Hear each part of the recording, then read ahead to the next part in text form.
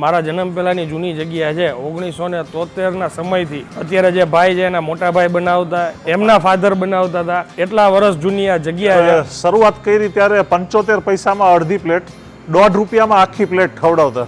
હવે આવશે બટેકા. એટલે આટલું બધું શાકભાજી બધું અલગ અલગ રાખી છે. અલગ રાખવાનું કારણ શું છે, અમારે અહીંયા જૈન જાજા હોય. અચ્છા, જૈન હોય, સ્વામિનારાયણ હોય.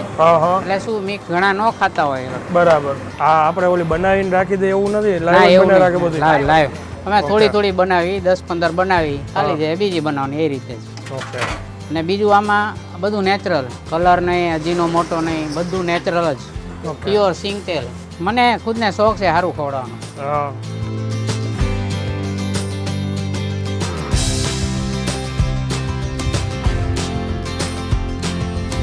કામ સારું છે.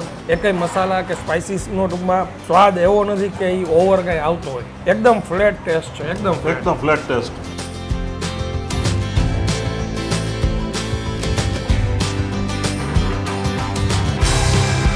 તો ફરી એકવાર તમારા માટે એક નવો વિડીયો લઈને આવી ગયો છું અને હું છું અત્યારે સુરેન્દ્રનગરમાં. સરસ મજાની જગ્યાએ અત્યારે ભરતભાઈ મને લઈને આવ્યા છે અને મારા જન્મ પહેલાંની જૂની જગ્યા છે 1973ના સમયથી અત્યારે જે ભાઈ છે એના મોટા ભાઈ બનાવતા એમના ફાધર બનાવતા હતા એટલા વર્ષ જૂની આ જગ્યા છે. શરૂઆત કરી ત્યારે 75 પૈસામાં અડધી પ્લેટ, ₹1.5 આખી પ્લેટ ખવડાવતા. જી. ભરતભાઈને પર્સનલી આ જગ્યાએ પાઉંભાજી ખૂબ જ પસંદ છે. અમે અહીંયા જ આવી છીએ વર્ષોથી, એક જ ધાર્યું, આ એક જ જગ્યા બાંધેલી. અને ભરતભાઈનું કહેવાનું એમ થાય છે કે નસીબ સારા છે કે રાતના 9 વાગે આપણો ટાઈમ આવી ગયો છે. બાકી ઘણીવાર 9-9:30 વાગે પૂરું થઈ જાય છે. હવે જાજી વાર નહીં કરી, અહીંના ઓનર જે છે ચક્કાભાઈ એમને મળીએ, ભાજી બનાવે છે, થોડુંક મેકિંગ તમને બતાવીએ અને પછી આગળ ટેસ્ટ કરીને તમને જણાવીએ. ચાલો શરૂ કરીએ. અને એ પહેલાં સાહેબ આ જગ્યા કોઈને આવવું હોય તો એડ્રેસ? આ છે પહેલાં અહીંયા નીચે જ રોડ હતો, અત્યારે ફ્લાયઓવર થઈ ગયો. કુંથુનાથ દેરાસર ચોકથી જિંતાન રોડ તરફ જવા માટેનો ફ્લાયઓવર બ્રિજ, ઓવરબ્રિજની નીચે છે. ઓકે. આમ તો ભાઈને ઓળખાણની જરૂર નથી, પણ કોઈને બી તમે સુરેન્દ્રનગરમાં કહેશો ને એટલે આ જગ્યા દેખાડી દેશે. બરાબર ને? યસ. ચાલો. અલગ અલગ શાકભાજી નહીં ખા. અલગ શાકભાજીમાં છે રીંગણા, કોબીજ, ફુલાવર, વટાણા. ભરતભાઈ કહી દીધું અહીંયા સિવાય હું ક્યાંય ભાજી નથી ખાતો. કેટલા વર્ષથી આવું? ઘણા વર્ષોથી છે.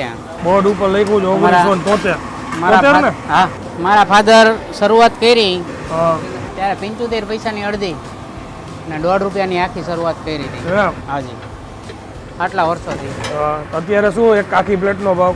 ₹70-80. હવે આવશે બટેકા. એટલે આટલું બધું શાકભાજી બધું અલગ અલગ રાખી છે. અલગ રાખવાનું કારણ શું છે, અમારે અહીંયા જૈન જાજા હોય. અચ્છા, જૈન હોય, સ્વામિનારાયણ હોય. એટલે શું મિક્સ ઘણા ન ખાતા હોય. બરાબર. એટલા માટે આ બટેકા સિસ્ટમ જો એકદમ ક્રશ કરેલા. કોથમીર. ઓકે. ₹450 કિલો છે આજે. તો આપણે નાખી દઈએ. આ ગરમ મસાલો અમે જાતે જ બનાવી. ₹32 કિલો પડે છે. ટાઈમિંગ શું હોય ચક્કાભાઈ? અમારો ટાઈમિંગ છે 6:30 થી 11. આમાં બનાવી અમે જૈન ભાજી રેગ્યુલર, સ્વામિનારાયણ. એટલે ઈ તો સમજી ગયા હાલો કે જૈન લોકો માટે વ્યવસ્થા છે, સ્વામિનારાયણ બી છે, રેગ્યુલર છે. એના માટે અલગ જ તવો અમે રાખીએ. તવો અલગ છે ને? પછી એવું કાંઈ ચીઝ વાળી ને બટર વાળી ને એવું? હા, ચીઝ બટર. ઓકે. પુલાવ બનાવી છે એમ? હા, વેજીટેબલ પુલાવ, જૈન પુલાવ. અચ્છા. આ આપણે ઓલી બનાવીને રાખી દે એવું નથી, લાઈવ બનાવી રાખે બધું? લાઈવ અમે થોડી બનાવી, 10-15 બનાવી, ખાલી જાય બીજી બનાવવાની એ રીતે જ. ઓકે. ને બીજું આમાં બધું નેચરલ. તમે બીજે ક્યાંક જોશો તો એ લોકો કલર નાખે, અમારામાં બિલકુલ કલર ન હોય ક્યાંય. ઓકે. કલર નહીં, અજીનો મોટો નહીં, બધું નેચરલ જ, પ્યોર સિંગ તેલ, બધું ઓરિજિનલ. ટૂંકમાં વસ્તુ સારી એમ ઘરની જેમ મારા ઘરે ખાવાનું હોય ને એવી રીતે બનાવવાની. બટર કયું? બટર અમૂલ જ. બધું એ રીતે જ બનાવવાનું સારું છે. મને ખુદને શોખ છે સારું ખવડાવવાનો. આ તો મેઇન વાત એ છે સાહેબ, પૈસા ઘરાક દેતા હોય તો આપણે સારું ન દે. મને સારું ખવડાવવાનો શોખ છે, પૈસાની ઓલી નથી.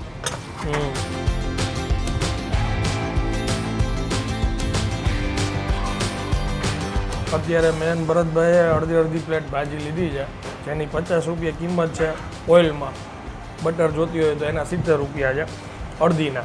પાપડ, છાશ એના એક્સ્ટ્રા છે, સાથે સલાડ છે. કરી ચાલુ.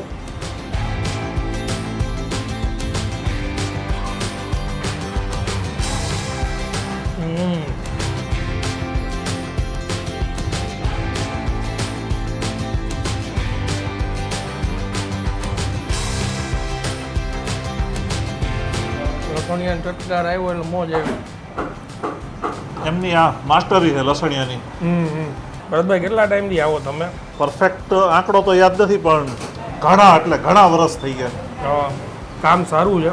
એકેય મસાલા કે સ્પાઇસીસનો ટૂંકમાં સ્વાદ એવો નથી કે એ ઓવર કંઈ આવતો હોય. એકદમ ફ્લેટ ટેસ્ટ છે. એકદમ ફ્લેટ ટેસ્ટ.